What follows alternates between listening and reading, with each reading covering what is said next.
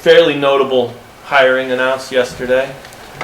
Curious what your connection to Sean Snyder is. How far do you guys go back, and how did that all come about?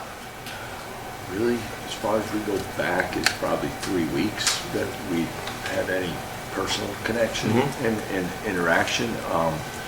But I know kind of where you're going. I guess the topic of Coach Snyder joining us in some capacity was kind of floated around a little bit last year. As things were just in its infancy and some conversations, and it didn't even get where I was really involved then. He had the opportunity to go to Illinois for the season, and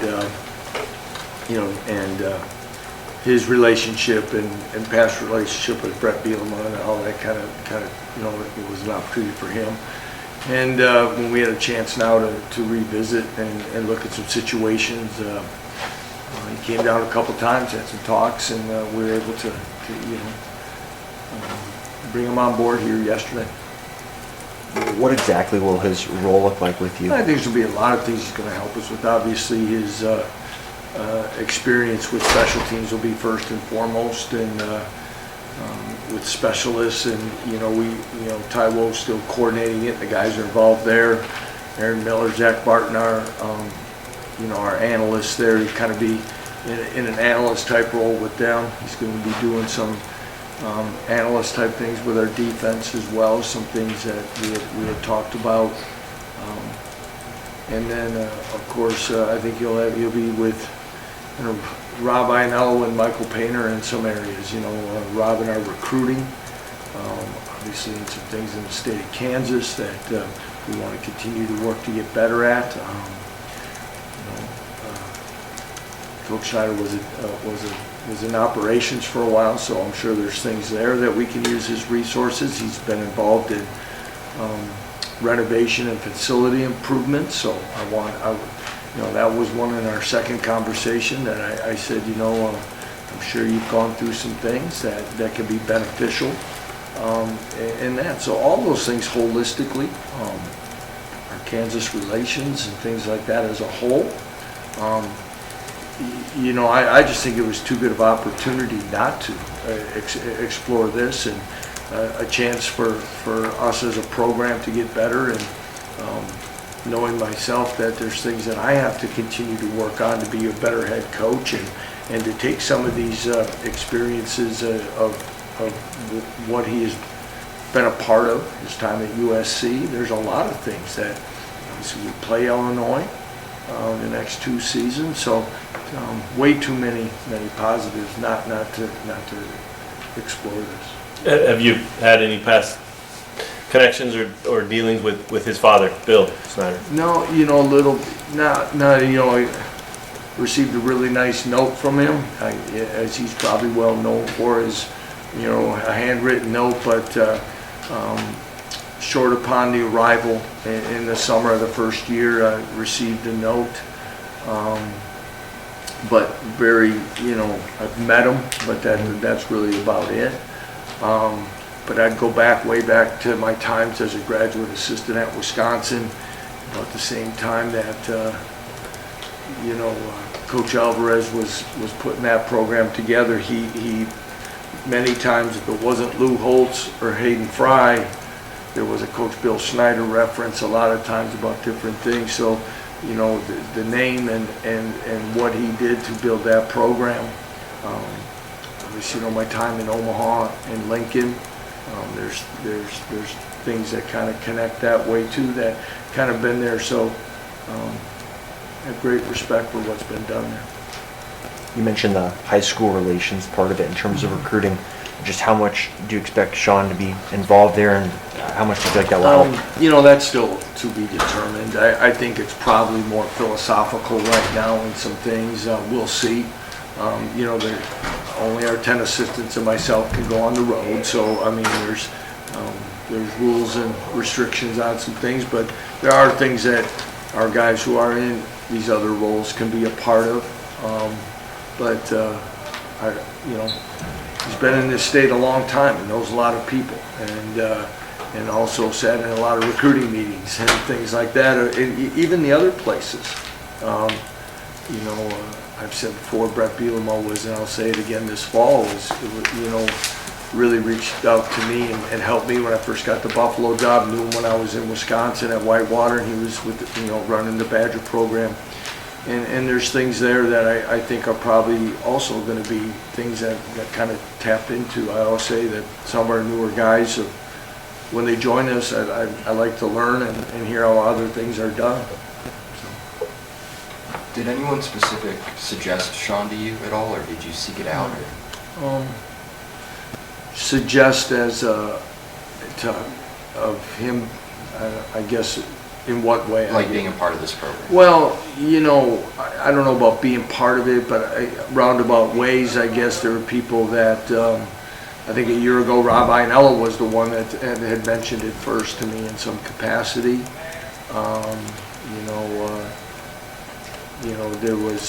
I don't remember exactly how it came the second time, but Colin Sexton, who played played a lot of special teams for Coach Snyder, was one that, you know, as conversation started going,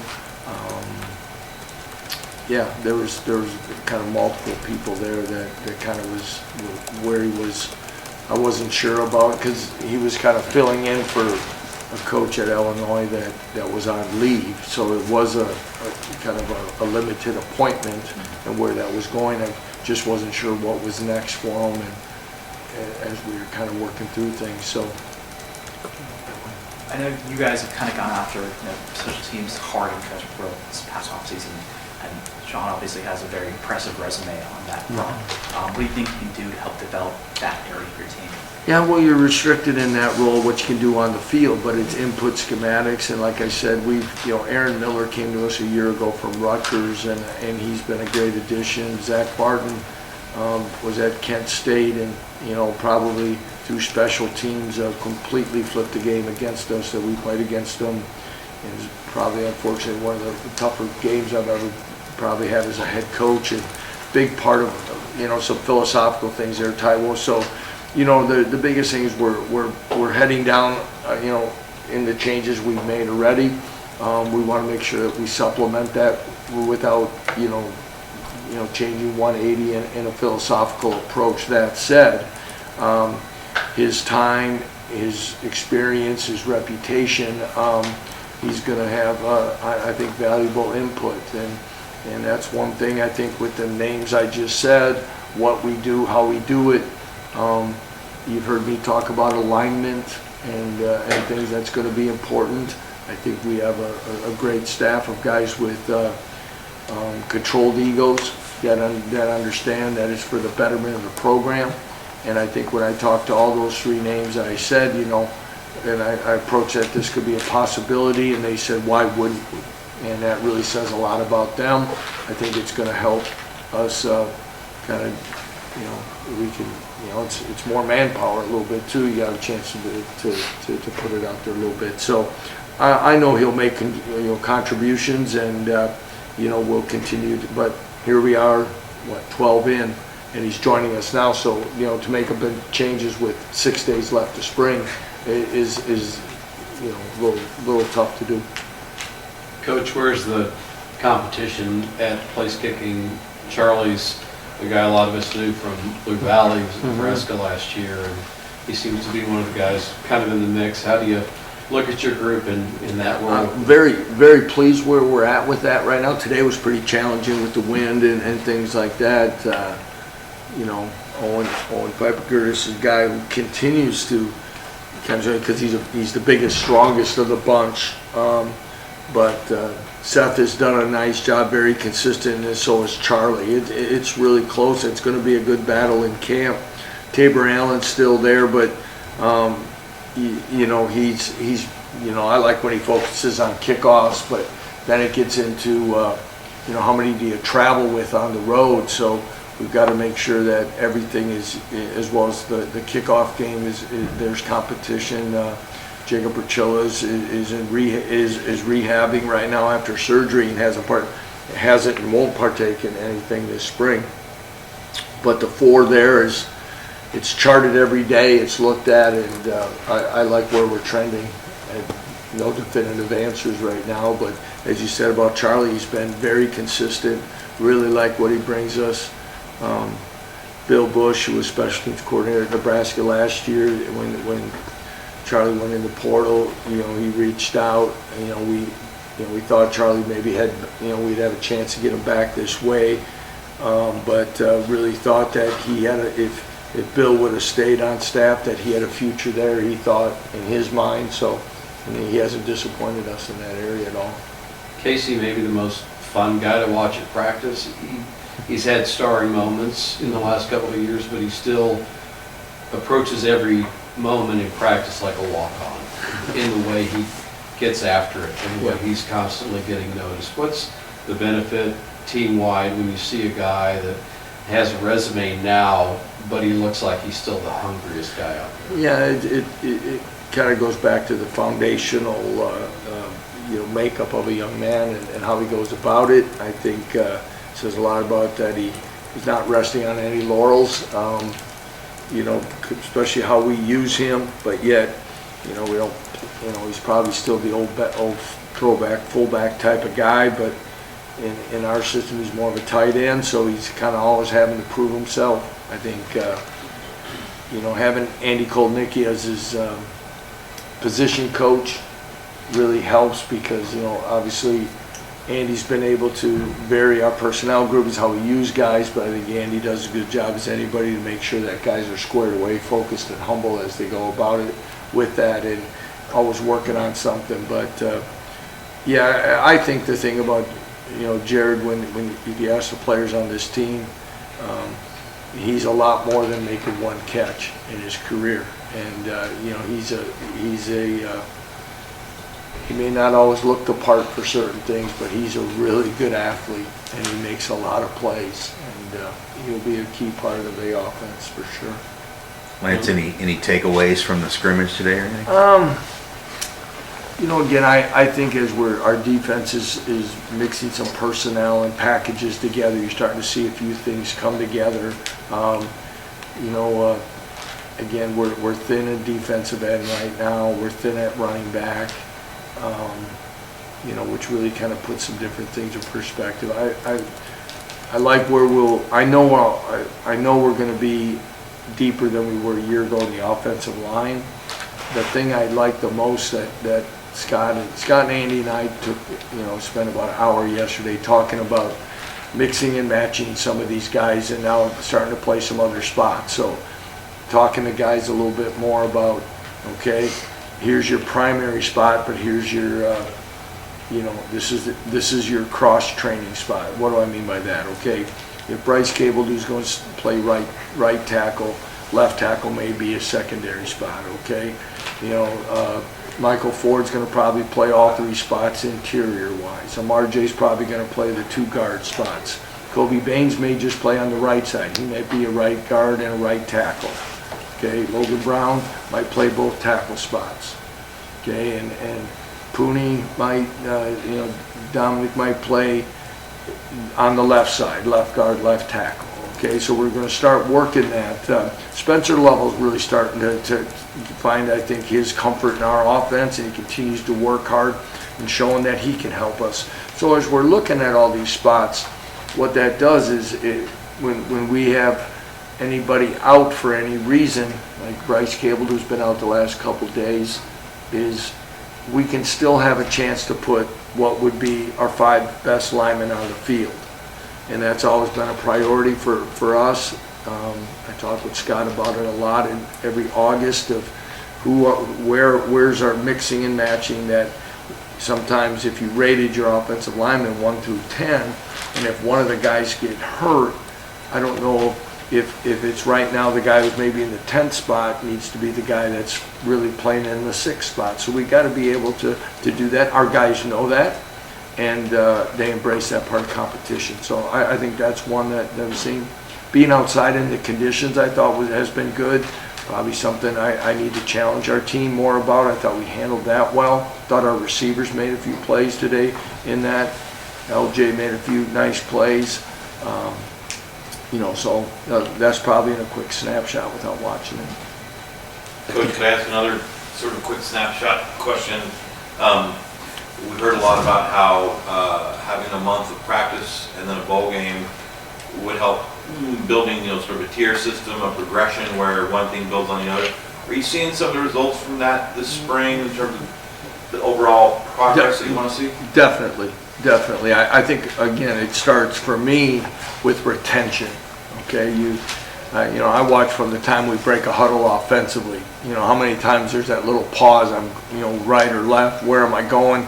A lot more second nature of where we're at, the expectations of where we're going in practice, how it works, what we're doing, small things of from the fundamentals of are we thudding up and wrapping up, are we tagging off, all those things are making it. But I've seen guys like Jalen Dye, we've talked about, is some of the backup safeties, guys that might have been banged up at certain points of the season continue to get better. I'm trying to give you guys some different names. I look at Tommy Dunn and DJ Withers at defensive tackle, and the confidence and progression that they continue to make. Cornell Wheeler's a linebacker. I think that's really had a nice spring. And probably since break, I think he started to catch my eye a little bit more. And I just think they have a tendency to do that based off of those practices, because there's just a little bit more confidence off the comfort of knowing what you're doing. And, now we've got to be able to take that and probably talk more next week with you all about it, is, taking that, putting it back into the weight room to gain more strength and speed confidence, while we be at the same time, taking what we've learned and get ready to put it on the field again in August. And if I could ask you one more snapshot type question. You mentioned Coach Snyder's experience with facility development. Just from the big picture, are you liking what you're seeing and hearing in terms of the progress for the physical plant? Yes, I have some more meetings coming up, I think, as we, leave spring here, that I think they want me to be part of. Been very pleased and appreciative of, because some of this, as we know, everything in today's, materials, timeline, work, the whole thing. We're moving quick on some of the renovation part of it. And then what becomes actually new is even more exciting. I feel very comfortable with what I've been able to give input on, which I appreciate from my superiors, and all those things are going to make it better. But yeah, it should be exciting. Not sure how soon some of this is going to fully be shared, but the little bit that they do share with me, I can tell you, I think we'll all like it. Curious, with Jalen, what have you seen from him this spring in terms of progressing with his arm? Yeah, there was a part of spring we were limiting the beginning for various reasons. Partially was the injury, but just watching. But again, there's some times where he's starting to make some throws now. Again, the total comfort level of what we're doing offensively is what you see, and I'm seeing him sometimes. Sometimes he's making probably I want to say riskier throws, but he's more confident of putting the ball in places where maybe when guys are covered, that he's either going to drop it in or put it on a back shoulder. You can see the next step as he kind of continues to go here. And I think, again, through summer development and everything, it's going to be, again, exciting to see number 6. And Taiwan Berryhill is someone you've mentioned a few times this spring. We talked the other day, talked about the broken bone, playing with it. Him last year, what did you just learn about him as a person and a football player? Watching him gain confidence in the system and in himself. I think there's part of that I think the game's starting to slow down for him. And that's exciting because I think he's really talented. You look at, just he's got good size, his thickness, speed, all of that, and part of it was knowing what he's doing and then doing it confidently, and it's kind of neat to see. I think him and guys like Romello and Jeremy, I'll miss a few, but OJ, when you watch guys kind of, because when we jumped into this thing in May of that year, you don't know, sometimes, and it's a mistake of mine probably, is sometimes you think they've all been here the same amount of time when you walk in. You don't know this guy's been here so many months and this guy's been here so many years. Well, then you kind of watch, but then you start seeing them just grow and mature as young men, grow and mature physically in the weight room, and then grow and mature on the football field. And I think you're seeing some of these guys do that, and it's really neat because they grow so much as a man, that from confidence, it could be academic confidence, it could be just personal physical development confidence that gets them out there and all that. I think Taiwan fits that for us. Anything else for Coach? I got one. Coach in the last 20 years, probably fullback, tight end, not emphasized as much, and yet that's a big part of the offense. The tight end you can flex, put him in the slot, fullback, or you can H-back and move around, and they're productive positions on offense for you. Why are those spots that are still important in being able to make the offense so diverse and difficult to defend? Well, I think you kind of hit it there at the end. Is difficult to defend is when you can use motion and shift and create some other stresses through those two things, through splits, alignment issues. But it really goes in, it's hand in hand for us, and this is where I think Andy and the offensive coaches do a great job, is the complements off everything and to try to use these things to our advantage. I also think it's whether it be this part of the country, but we also felt that wherever we've been, you can find a productive, football player that kind of fits not just our style, but who we are and things, that want to work at it. And you mentioned, Jared. I think Mason Fairchild fits that. I think Trevor Cardell does some really good things in using those guys, and you can find ways to be productive. But they also have to embrace the part they're going to allow us to help run the football, and that's going to still be where it starts. And then play action and other things start to come about off of that. And that's why sometimes even, we're not always going to run by people, but we're going to have people open. And that's where those guys are so important in being disciplined and fundamental in what we do, so it makes everything kind of, tie in together.